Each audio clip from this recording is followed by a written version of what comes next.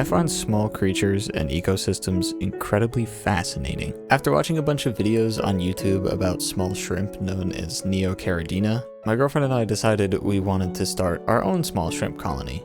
And here is that process.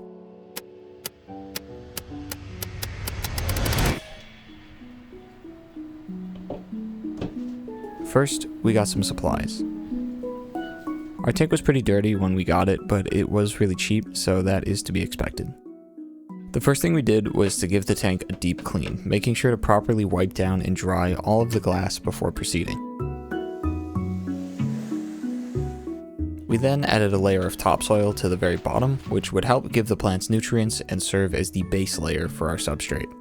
We used an old strainer to sift out any big pieces like twigs or little rocks.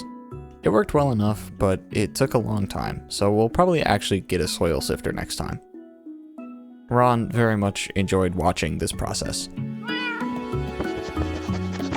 After this, we flattened out all the soil and used some tap water to get it wet. Dampening the soil now is going to help everything stay put, while also forcing out any air bubbles that might get trapped underneath as we add more layers. Next up is to add our top substrate layer, which was a light sand.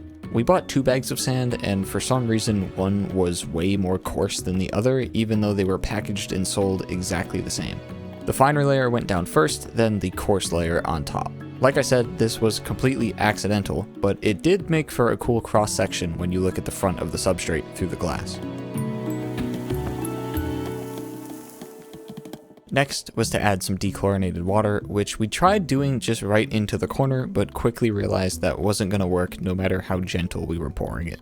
So we grabbed a Tupperware lid from our kitchen and used that to soften the impact of the water. We filled the tank up with a few inches of water and started adding in some of our plants. First up was this piece of driftwood that had some kind of plant on it, but we have no idea what it actually is. Next, we put in this cardinal plant. We had one really big one and then ended up with a bunch of these little singular stems, so we planted those over near the driftwood as well.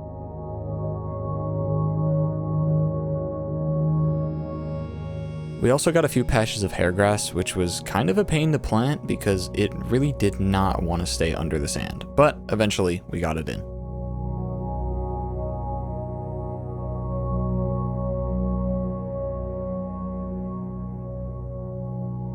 The guy at the fish store who was helping us had a few of these random floaters left, so he gave them to us for just a couple bucks.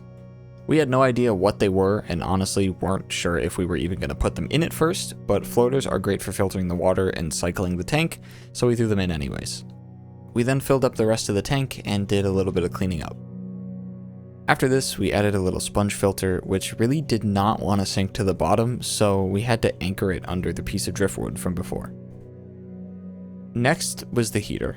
We went back and forth on where to place it, and this isn't even the final location the heater would end up in, but for now, this is where we put it.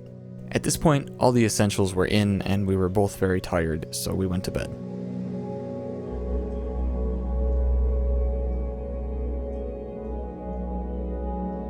The next day, the light we had ordered had arrived, so I installed that, and for the first time, we could get a properly lit look at the inside of the tank.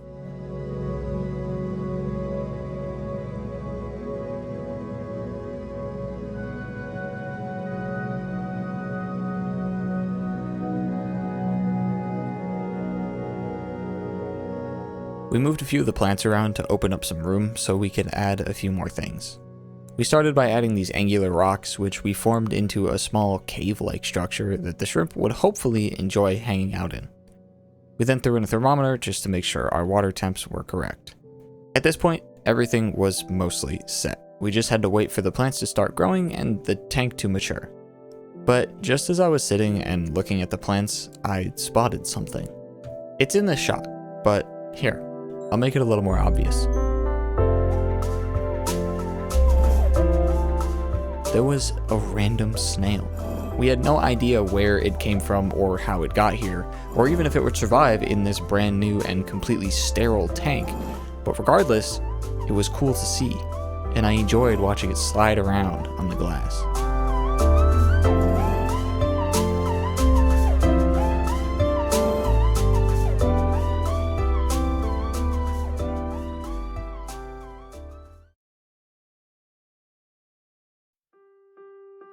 tank looks a little different than last time. It's been about 2 months since I last turned on my camera, and since then, a lot of growth has happened. We've been slowly adding more and more plants into the aquarium. Our biggest additions are pearlweed and Christmas moss, both of which have been growing at a great pace and are looking very lively, especially at the tops. We ended up ditching our old floating plant and replacing it with this salvinia because our old floater was not growing that well and was leaving these hair-like roots all over the tank. Our new plants were all growing great, but there was also something else growing. Algae had begun to form on almost every surface. It was on the rocks, the moss, the driftwood, and every other plant in the tank. Although visually not the nicest, it was a sign of life. Having both plants and algae consistently growing in the tank means that the tank was functioning as intended, and beneficial bacteria was growing, pushing forward the cycling process. This was good news to me, but there was an even bigger sign of life that I suddenly noticed while just looking at the plants one day. There was an abundance of snails roaming around the tank. After that initial run-in with the unknown snail during the first week of the tank, I hadn't seen a single snail since. But randomly, one day, I was able to count 5 of them roaming the tank, looking for some algae to snack on. We had no idea where these came from or when they got here, but we do know that they were different from the original snail we had seen before. These looked like bladder snails, and the original looked like a Malaysian trumpet snail. That being said, these new snails must have come from one of the new plants, because they were not at all here before, and they were different than the one we had seen 2 months ago. At this point, between the snails, the algae, the growth of our new plants, and the stable water parameters, we decided it was finally time.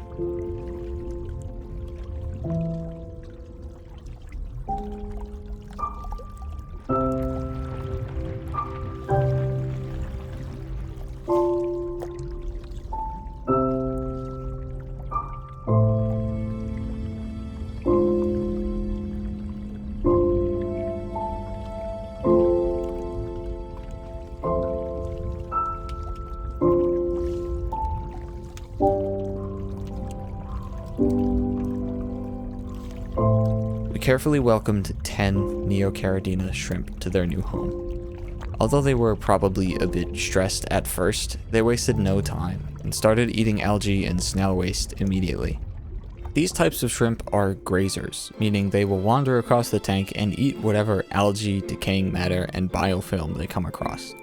Luckily, since we had plenty of plants and algae growing in the tank over the past few weeks, dropping the shrimp in was like dropping them into an all-you-can-eat buffet.